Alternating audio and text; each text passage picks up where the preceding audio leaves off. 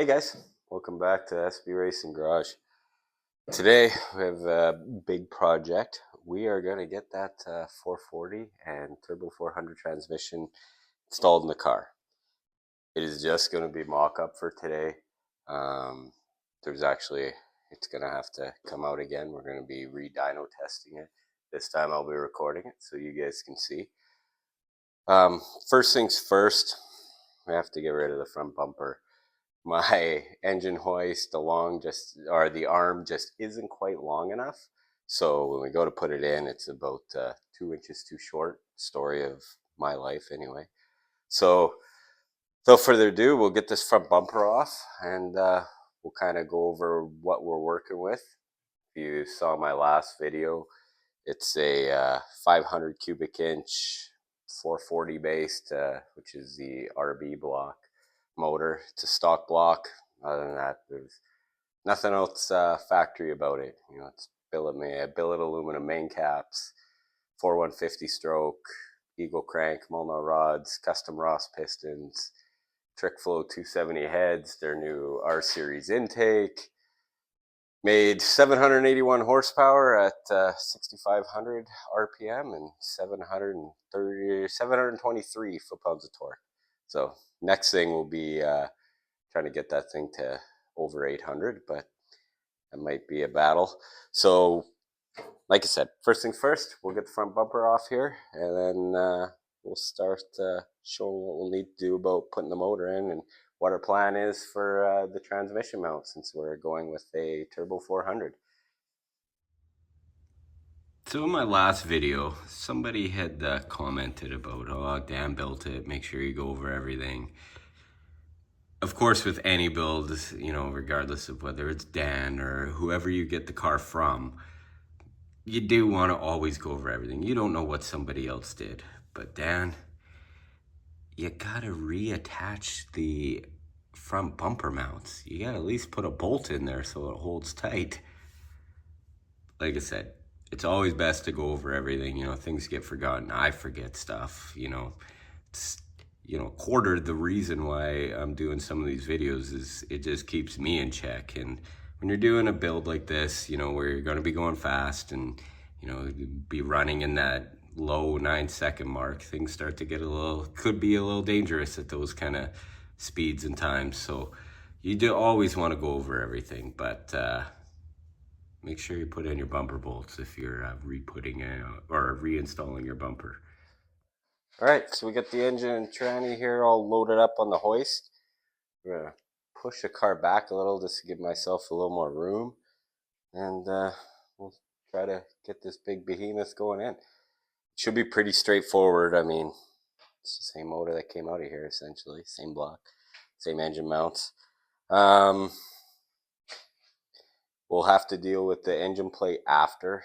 We're basically, once we get it lined up and in and on the original motor mounts, we'll be able to position the L brackets that go on the side and go along the frame rails to get the engine plate bolted up in place. And then we'll try to figure out what we're going to do with the transmission, how we're going to get that bolted in. I've got some ideas. I've got a couple parts that will work out for it, hopefully, and we'll go from there. So let's just get this thing pushed back and try to get the engine bolted up.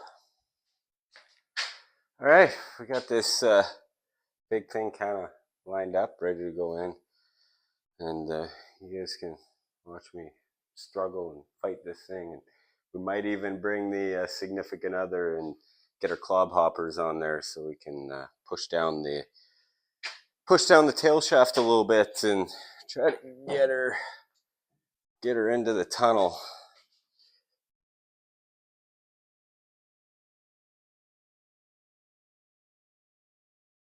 And actually, I think that's what I'm going to do. So you're going to get introduced to the B of SB Racing, Bailey. And she'll have to try to help me fight this thing in. You ready? This is Bailey, the B of SB Racing.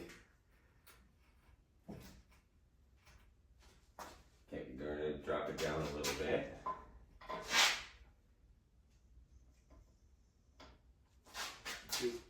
Push down. We just gotta get it into the tunnel. Oh, hold on. Spin that. That's okay. Drop down a little bit more.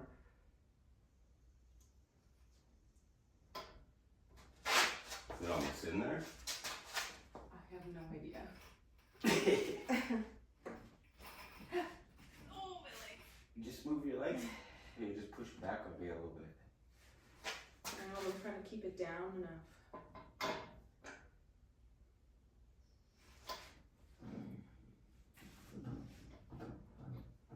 Because once we kind of get that oil tank clear, we can.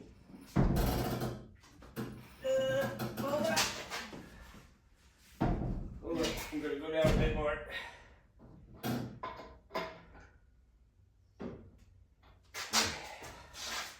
Ready? Yeah. I think we're almost clear.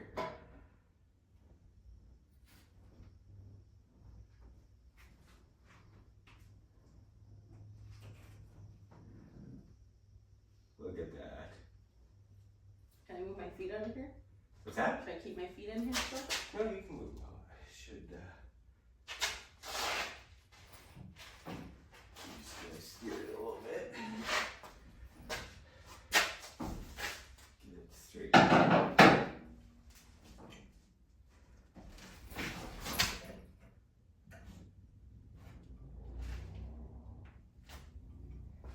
gonna push it back. I'm trying to push it down a little bit still. Of course, I'm caught on something. Oh! We're good. I can't really push it down anymore. Here's from where I'm at. That's okay. You can let it go. I can let it go? Yeah. Should I hop out? Sure. That thing is breaking. Bailey, everybody.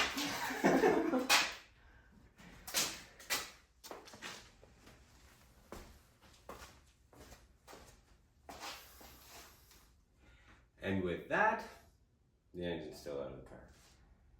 Sometimes you just gotta reevaluate what we're doing, and engine hoist isn't quite long enough to get it in, and we couldn't get it pushed back. I was running into the oil line on the side of the block where the mounts in the car. Honestly, I just decided to rethink it. I'm just gonna drop the motor in on its own, put the transmission in underneath, or from underneath. I don't know why I was trying to do it all at once. Figured I could get it in there. Didn't work out. Sometimes you just got to take a step back before you take a step forward, because yeah, I wasn't making any progress, and I was getting a little bit of frustrations, which I decided to leave off camera. So, Those lines out of the way. All right, let's see if this works out better. Try to aim. Oh God, I need to make longer jacks, and yes, I can weld an extension too, which is what most guys do, but I haven't yet. So we're just gonna battle with this. If it doesn't work out, then I guess we'll figure out another way. Because I am getting tired of pumping this thing. I'll tell you that much.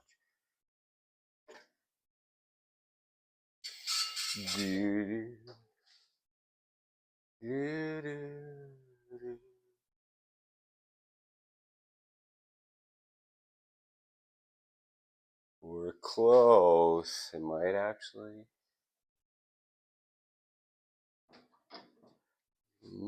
actually go in like this. Pull it back a little bit.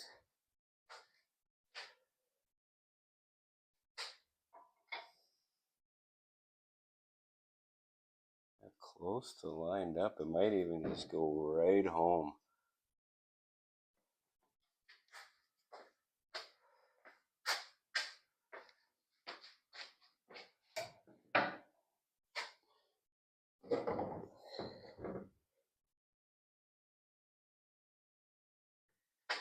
We're almost on the mount on that side.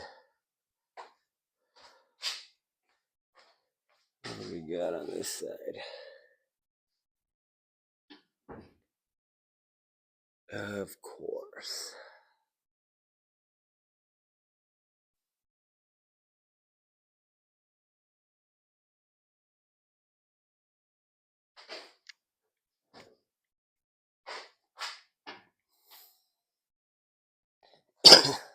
You think something would be easy, but this looks like the external oil line is going to be a bit of a pain in the butt.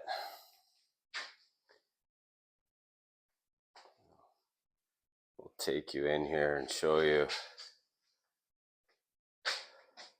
I don't know if you can see down there. Hold on, let's get you guys a little light.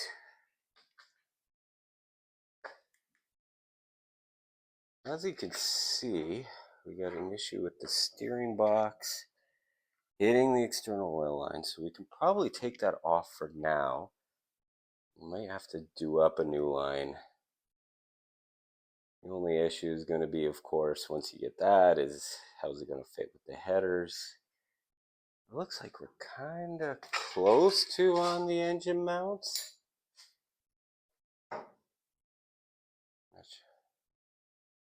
We'll keep struggling with it a little more here and see what we come up with. I might just need to make that line just a little bit longer. We'll see. Hold tight. As you guys can see, we had to do the oil line. We're gonna have to figure out what to do with that. The steering box. Put that off. Kind of working on getting the engine mount seated down onto the mounts, which I want to go, but fighting and struggling to get her on. All right, there we got it. Finally, after really fighting with it, the engine's in. Looks good in there. Still got, so you can see, we got oil line to still make up. That one originally made is just too short. I'll have to try to figure out how we're going to kind of fight with, headers, that kind of thing, once they go in. I think we're going to be making headers for it so that we can just route them out the side of the fenders, give us better plug access. The headers I had and the ones that were on it, they were good. They're actually in really good shape for being 30 years old, no dents, no nothing. But I think they need to A, be a little bigger, and B, changing plugs was a nightmare.